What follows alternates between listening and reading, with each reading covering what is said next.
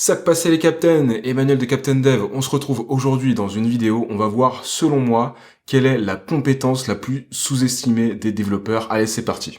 Si t'as envie d'en savoir plus, reste bien jusqu'à la fin de la vidéo, je vais te donner tous mes conseils. Si tu me connais pas, moi c'est Emmanuel, t'es sur la chaîne Captain Dev, ici je t'aide tout simplement à progresser en tant que développeur. Donc si tu veux devenir un meilleur développeur, n'hésite pas à t'abonner, le bouton abonnement est juste en dessous. Je vais pas faire durer le suspense plus longtemps, ça va servir strictement à rien, ça va juste me flinguer le watch time.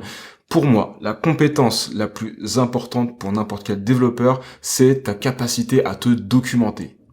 Du coup, je vais te dire pourquoi et je vais te dire aussi comment je fais et je compte sur toi pour me dire quelle est selon toi la compétence la plus sous-estimée d'un développeur. Dans les commentaires, donne-moi ton avis, essaye de détailler un maximum pour apporter un maximum de valeur à toute la communauté.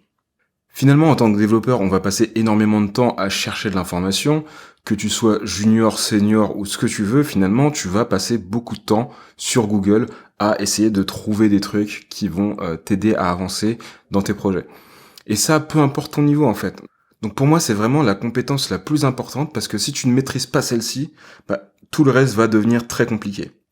Et tu verras que ce soit pour essayer de progresser, d'apprendre des nouvelles choses, tu as besoin de trouver de l'information. Tu veux apprendre une nouvelle techno, tu as besoin de trouver de l'information.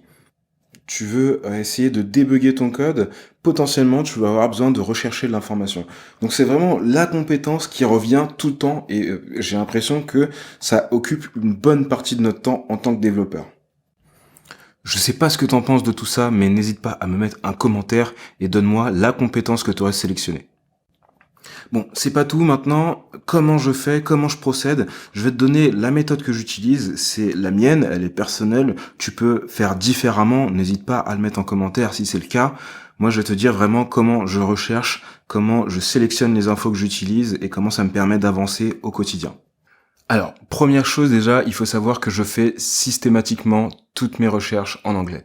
Il y a juste beaucoup plus de contenu, il y a beaucoup plus de posts qui sont postés sur les sites d'aide, sur les documentations, sur tout ce que tu veux. Vraiment, la masse de contenu qui est disponible en anglais est beaucoup plus intéressante que celle qui est en français. Donc ça, de base, ces trucs, il faut t'y mettre, il n'y a pas vraiment le choix. Ça va t'aider à progresser bien plus vite que ce que tu veux. Si t'as du mal avec l'anglais, commence par regarder des séries Netflix en anglais sous-titré français, puis après en anglais sous-titré anglais. Le but, c'est de monter en compétence dans tous les cas sur un peu de vocabulaire et surtout du vocabulaire assez technique qui va revenir assez souvent. Donc plus tu lis en anglais, plus tu vas pouvoir progresser et t'améliorer en anglais et plus tu auras accès à une masse d'informations bien plus conséquente que ce qui est posté en français. Finalement, le problème avec Google, c'est même pas tant de chercher, c'est de formuler la bonne question. Et en fait, si tu poses la bonne question à Google, concrètement, tu vas tomber sur des résultats qui, à 99% du temps, vont te donner une solution à ton problème. Donc pour ça, il faut surtout pas hésiter, si tu as un peu de mal en anglais, essayer différentes tournures de phrases et essayer différents mots-clés dans différents ordres. Ça te permettra peut-être de faire sortir des listes de résultats un peu plus différentes, un peu plus variées, et dans tout ça, tu vas pouvoir chercher et trier les informations qui vont te servir. Je te prends un exemple tout bête. Le nombre de jeunes développeurs que je vois sur des groupes Facebook ou compagnie poster des questions où en fait ils ont un message d'erreur et je sais que c'est un peu compliqué quand tu débutes. Ils n'ont pas le réflexe d'aller juste copier-coller ce message d'erreur dans Google. C'est un truc tout bête, mais copier-coller une erreur, si tu utilises des outils qui sont bien développés, tu vas avoir un message d'erreur qui va transmettre l'intention et le problème. Bien sûr, il va falloir que tu enlèves tous les noms de variables qui sont liés exclusivement à ton projet, parce que finalement, si tu as un bug dans ton projet, mais que tu laisses que des notions relatives à ton projet, là, forcément, tu vas avoir du mal. Mais ne serait-ce que de copier-coller le message d'erreur, au lieu de se dire « je sais pas », ça peut vachement t'aider. Et en fait, c'est un truc tout bête.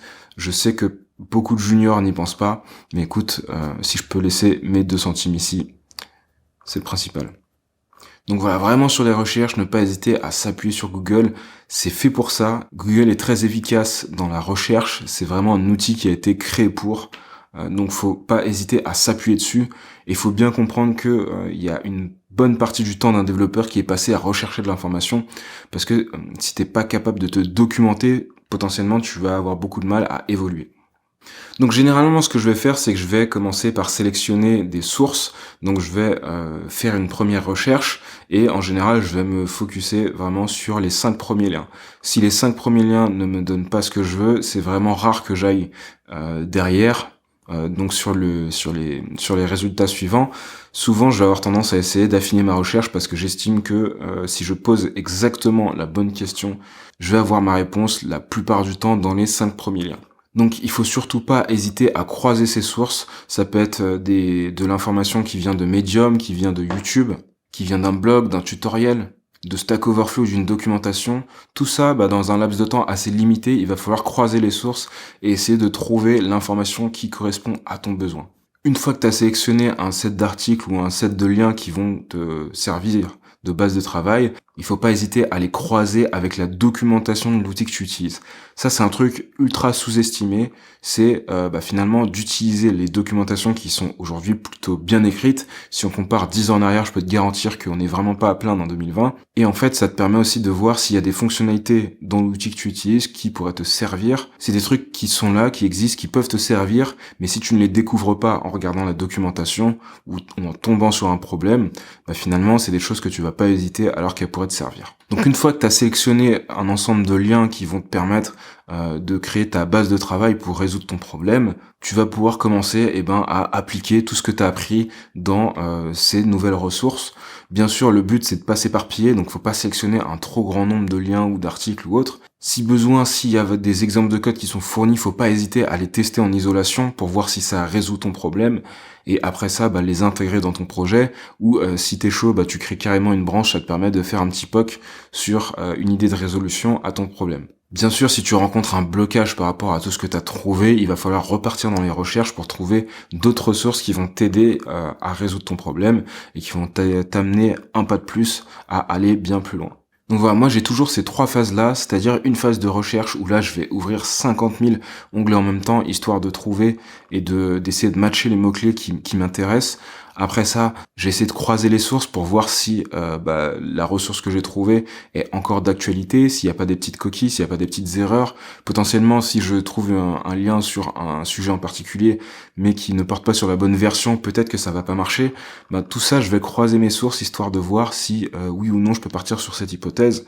Et après ça, ça va me servir de base de travail pour essayer d'avancer.